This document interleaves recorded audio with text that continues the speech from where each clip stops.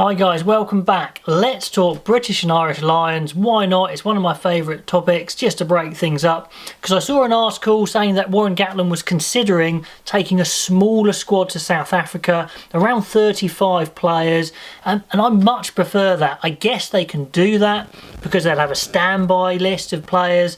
They can fly them out and them not have jet lag. I think that's the biggie. So they can literally fly them out and they can get training the next day or whatever. And I prefer it because the British and Irish Lions, to me, needs to be special. It needs to be the best of the best. And if you're picking well over 40 players, you're kind of just picking most of the starters from most of the four nations, which doesn't really ring true to me. Then when last time they call out a load of players just to cover, just to sit on the bench and rest some test starters, it literally was just selecting everyone, which I don't want. So South Africa, like I said, similar time zone, they'll have the standby list, get them out quickly so they can afford to take a smaller squad. And with a smaller squad, you have to think a lot harder. You have to really think about a touring team, about covering positions, different complementing skills. I like it a lot. So I'm going to look at the rules that they may go for, how they may go about selecting this squad, and also how it might benefit certain types of players and how it might actually negatively impact on certain types of players going. And I think it's very different to picking a normal national side because you've got these tour games and you don't really want to fly players out if you can help it. Obviously, if there's injuries, you might. But Warren Gatland, he's suggesting around a 20 forwards to 15 back split. So that's what we're going to go for in this video. Playing loose head or tight head these days is incredibly specialist. We know South Africa has an amazing scrum, so these guys are going to have to scrum really well, and you want guys who are specialist. However, it does mean you need at least 3 loose heads, at least 3 tight heads. And the case of the mixing side to side will be a lot less. However, that being said, they will need maybe 1 or 2 props that could go either side of the scrum in an emergency, or probably sit on the bench to cover a side of the scrum and maybe not bring them on for certainly that long. Someone like Andrew Porter might benefit from this, someone who's played both sides of the scrum. That could be good. You don't often get hookers these days that can prop. Obviously at amateur level you get that a lot, and if someone can play both, that will go in their benefit. So if it's a tight call, that sort of prop may go. That being said, again, hooker is incredibly specialist. You just can't throw anyone in at hooker. They've got to be trained, so you've got to take 3 hookers. There's just no choice in my mind. And if that's the case, then 2 are involved every match. And front rows don't tend to play a whole match, so the 2 hookers will be playing a lot of rugby, and all the hookers will be playing a lot of rugby. What could go in their benefit is being a bit flexible and having a hooker as an emergency back row if they need it. Again, maybe to sit on the bench. Someone like Fraser Brown, that might go in his favour. So hookers who could go into the back row, that's going to help. But first and foremost, their set piece has to be amazing. Their throwing, their scrummaging, especially in South Africa. So those front row slots are really quite specialist with not a lot of wiggle room. However, when we get into the second row, the back row, things get a bit blurred. I'm saying they're going to take 4 specialist second rows. They've got to be physical. They've got to match South Africa. So they've got to be great. But then I think there's room for at least 2 what I would call utility forwards.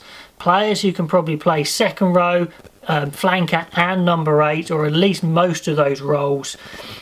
Someone like Sam Skinner, I think would be really good at that. Courtney Laws, second row and back row, and also fantastic line-out options, so you could play kind of 3 second row type players and really try and rule the roost in the line-out. So that utility forward, that's going to help selection.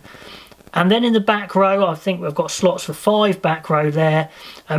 And specialists who only play 1 position, it's going to be tough for them to get selected, or they've got to be absolutely bloody good at their position. They've got to be clearly the best You know, you could say someone like, say, Hamish Watson, who's probably an out-and-out 7, Billy Vunipola, an out-and-out 8. Now, if they are clearly the best players in that position, sure, they may go, but players who can play all across the back row, it's really going to help, like, you know, say a CJ Standard type player, Curry type player. That's going to help them for sure, and Navidi maybe. So, you know, flexible back rows and some utility forwards are going to be very useful and will help selection. Now with the backs, you've only got 15 slots, so this is pretty tough. 3 scrum halves, I would say. Scrum half is probably, you know, the most specialist position along with hooker. So you just can't take 2 and then 1 to cover, I don't think. It's going to have to be 3. You're going to have 2 involved in every game.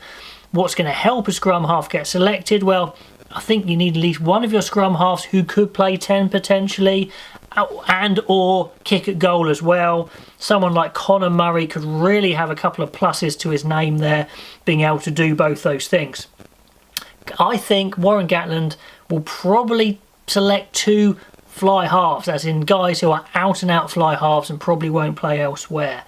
He likes the idea of 2 fly halves getting a lot of game time, a lot of training time, owning the team and not diluting it with too many fly halves. So I think that spot's going to be highly contested.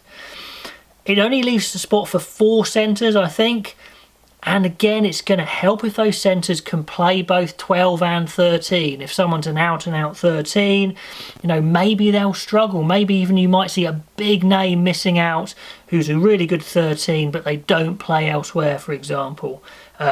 You may see one of those centre spots taken by, say, an Owen Farrell type player who is a 12 and going as the extra 10. I don't know. Or they're going as a centre and an extra back 3. But I have put a utility back position in here alongside 5 back 3s. So, I mean, the back 3, 5 spots, it's going to mainly, I reckon, go to players who can play both, fullback and wing. You know, Watson, Anthony Watson, Liam Williams, Elliot Daly. These guys are going to have fantastic chances because you can mix and match them however you want. They're great at everything. That's going to work well. I think players who can only do one thing, maybe, like I say, a Joe Thokanasiga is an out-and-out winger, you wouldn't play him anywhere else. They're going to struggle to get in unless they clearly are the best or they offer something completely different. So versatile back 3 are going to really be an advantage there. And I've left one spot open to a utility back. A back who's kind of from left field. Maybe they're not your first choice. Maybe they're not even the best in a certain position, but it's going to really help the tour by being able to play them all over the park in the back line. Maybe someone like a Max Malins who could play 10 for a few games potentially, wing, fullback. He might sneak in. Name me players below that you think could fit into that utility back role nicely. Anyway, it's only a bit of fun. This is how I see the sort of structure of picking the Lions squad if it was down to 35. A lot of tough calls and a lot of players benefiting from their skills, from their ability to play lots of different positions. And we'll see, I guarantee we'll see some big names who are specialists in a position missing out and probably just going on that standby list. Anyway guys, bit of fun. Just a quick reminder, if you want to get Lion Stash, which is out now, use the link below, use the code RugbyAnalyst10 to get 10% off because you don't want to pay full price because it is pretty pricey stuff. Anyway guys, hope you enjoyed that. Pop the comments down below how you'd pick the side, how many players you'd have in each position, and are there any particular players who are really going to put their name forward by this sort of format. Anyway guys, I will catch you next time.